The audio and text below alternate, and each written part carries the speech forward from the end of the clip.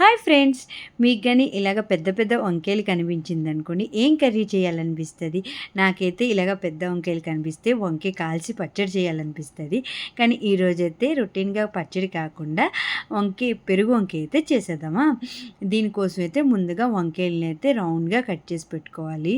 ఈ వంకాయలు అస్సలు ఒక్కొక్కటి కూడా పుచ్చిలేవన్నమాట. చాలా బాగున్నాయి వంకాయలు అయితే. మనకి ఈ సీజన్లో ఏంటంటే వెజిటేబుల్స్ అన్నీ ఫ్రెష్గా దొరుకుతాయి. దొరికేటప్పుడే వెరైటీస్ అన్నీ చేసుకోవాలి. అందుకే ఈరోజైతే పెరుగు వంకాయ చేస్తున్నాను. దీనికోసం ఆల్రెడీ వంకాయ కట్ చేసి పెట్టుకున్నాను కదా. ఇప్పుడైతే దానికోసం మసాలా ప్రిపేర్ చేసుకున్నాను.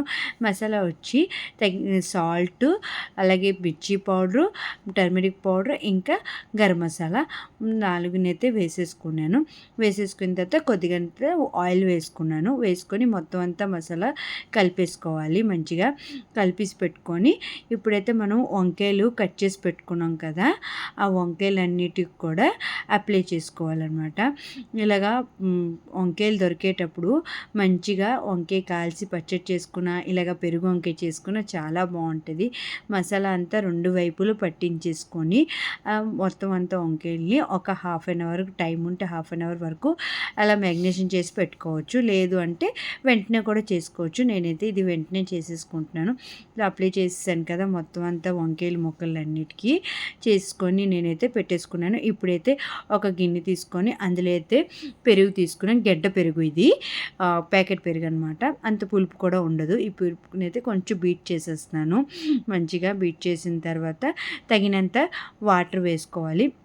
నేను ఇక్కడ చూపిస్తున్నాను కదా ఎంత వాటర్ వేసుకోవాలి అంతకే అనమాట. ఎక్కువ వాటర్ కూడా మళ్ళీ వేసేసుకోకూడదు, పల్చగా అయిపోతుంది.